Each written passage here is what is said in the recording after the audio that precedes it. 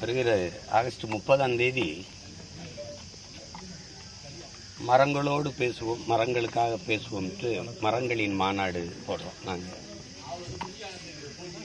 அதுக்கு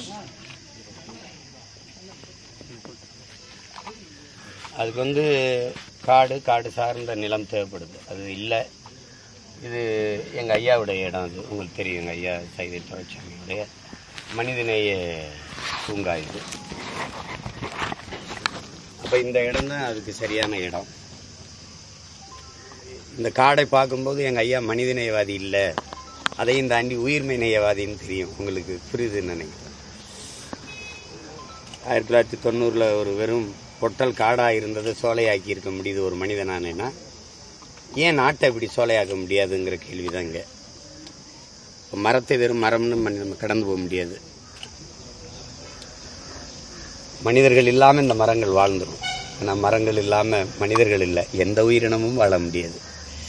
இப்போ உலக உயிர்களின் மூச்சு ஆக்சிஜன் நம்ம சொல்கிறோம், அதை தூய தமிழில் உயிர் வழிங்கிறோம்.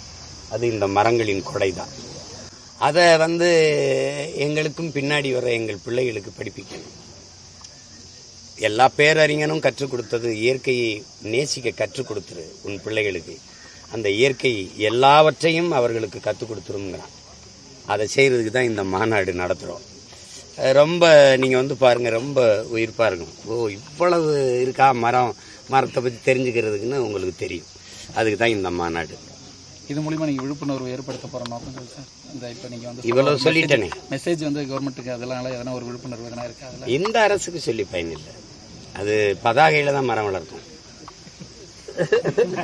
விளம்பரத்தில் வளர்க்கும், மண்ணில் வளர்க்காது. இப்போ இப்படி பார்ப்போம், ஒவ்வொரு தலைவருடைய பிறந்த நாளைக்கு 1.5 கோடி தொண்டர் இருக்கிறான்றாங்க. வருஷத்துக்கு 1.5 கோடி வச்சுருந்தா கூட எத்தனை கோடி மரம் வந்திருக்கணும்? வைக்கல இல்லை.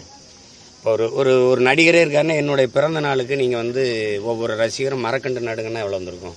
100 நாள் வேலை திட்டம், இப்போ 25 வருஷம் இருக்குன்னு வச்சுக்கிறோங்க. அந்த வேலை திட்டம் எத்தனை கோடி மரத்தை நட்டுக்கலாம்? ஒரு நாளைக்கு ஒரு மரக்கண்டு நட்டால் கூட நோக்கம் இல்லை. கிளீன் இந்தியா இருக்கு.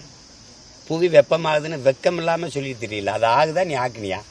பருவநிலை மாறிடுச்சு, பெரிய கண்டுபிடிப்பு. மாறிச்சா நீ மாத்தினியா? இதானே இங்கே கேள்வி. அப்போ அதை சொல்லிக் கொடுக்கணும் என் பிள்ளைகள்கிட்ட. அயோக்கிய பிள்ளை இவங்க தான்.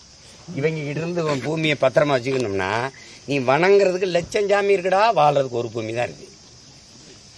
எல்லா இவரிங்கன்னு கண்டுபிடிச்சிட்டா அறிவியல் விஞ்ஞானி. உலகத்தில் இந்த பூமி பந்தில் எந்த உலகம் புற சுற்றுற எந்த கோள்லையும் உயிரினம் வாழ முடியாது பூமியை தவிர. இதை விட்டால் வேற புகலிடம் இல்லை, போக்கிடமும் இல்லை.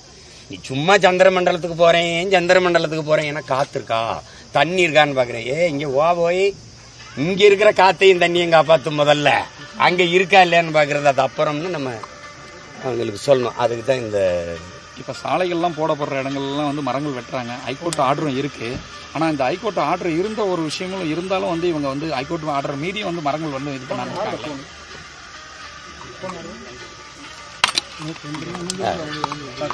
அதான் இல்லை நீதிமன்றம்ங்கிறது அது சொல்லுதுன்னு வச்சுக்கிறீங்களேன். அரசு ஒரு கொள்கை முடிவெடுத்துருச்சு, மரம் வளர்க்கக்கூடாதுன்னு என்ன பண்ணுவீங்க? அது நோக்கம் இருக்கணும்ல.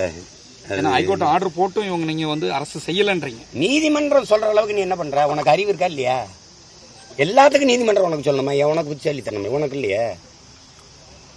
இல்லையா? பூமி வெப்பமாகுதுன்னா நீங்க வெயில் அடிச்சா என்ன பண்ணுவீங்க? கொடை பிடிக்கிறீங்க. பூமி தாய்க்கு வெயில் அடிக்குது, கொடை பிடிக்கணும். என்ன கொடை பிடிக்கணும்? பச்சை கொடை பிடிக்கணும். என்ன கொடை? மரக்கொடை. ஏன் வளர்க்குறதுல உனக்கு என்ன கஷ்டம்? 10 ஆண்டு பசுமை திட்டம், பல கோடி பனை திட்டம்னு அறிவிச்சு செய்கிறேன். 5 ஆண்டுகள் ஆட்சியை கொடுங்க, பூமியை பச்சை பொறையில போத்திப்புறேன். அவ்வளோதானே. நோக்கம் இல்லாதவன்ட்ட நாட்டை கொடுத்துட்டு நீங்கள் மரக்கண்டு நடலை எழுதியிருக்கா இல்லையா? மரம் வளர்ப்போம், மழை பெறுவோம்.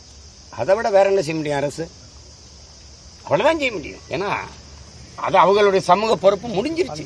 நோக்கம் இல்லை. குடியை கெடுக்கும், குடிப்பழக்கம் உடல்நலத்தை கெடுக்கும், மது வீட்டுக்கு நாட்டுக்கு உயிருக்கு கேடு.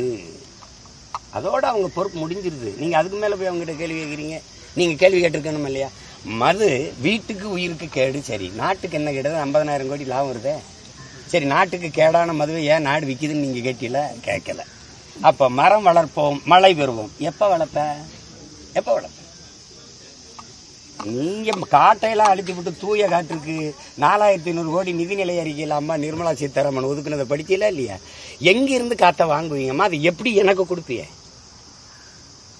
ஆளுக்கு ஒரு குடுவை தரேன், இடுப்பில் கட்டிக்கணும், மூக்குள்ள மாட்டிக்கிட்டு போகணும், அப்படியா? கொரோனா டைம்ல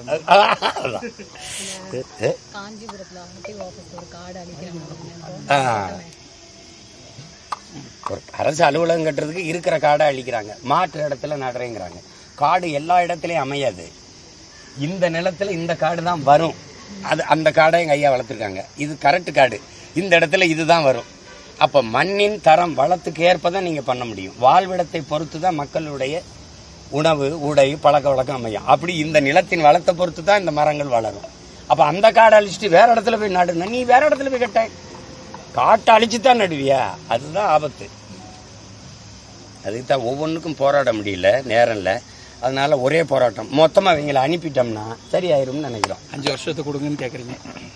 5 வருஷத்தை கொடுங்க, 5 வருஷத்தை கொடுங்க. அதுக்குள்ளே உங்களுக்கு தெரிஞ்சிடும், அடடா எவ்வளோ பெரிய தவறு பண்ணியிருக்கோம்னு. முதவே கொடுத்துருந்தா அந்த நாட்டை சொர்க்கமாக மாற்றிருப்பாங்களேன்னு உங்களுக்கு தெரியும். ஓட்டத்தை வேட்டையாடுறோம் தான் ரோட்டை ரோடி சோப்பிடுவான். நாட்டை காக்கணும்னாக்க மரத்தை தேடி தான் வருவான். வந்திருக்க மத்தியில்